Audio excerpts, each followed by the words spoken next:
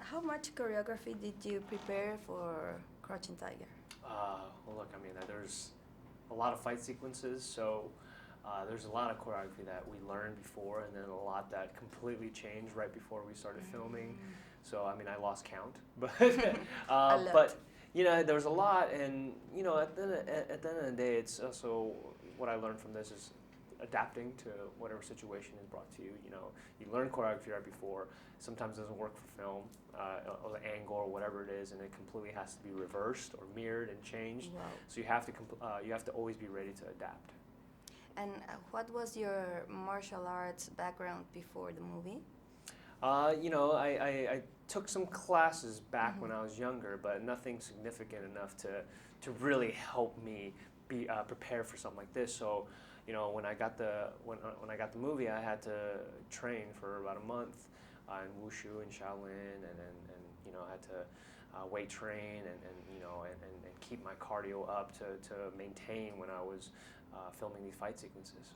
I definitely continued, you know, the things that I did learn, and to maintain it, because at the end of the day, I love movement. You know, I love different types of movement, and anything that can kind of help me align my chi or find my balance is something that I want to keep going ongoing in my life.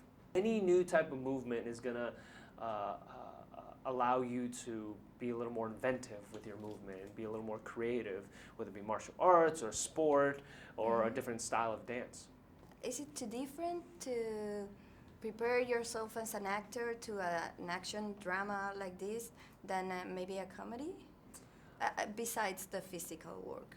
Yeah, I mean, you know, I think there's also different genres of films. You know, you approach it in different ways, but for me, I always try and go back to making it, these characters they're dealing with real issues, you know, whether they're dealing with heartbreak, or they're dealing with a loss, or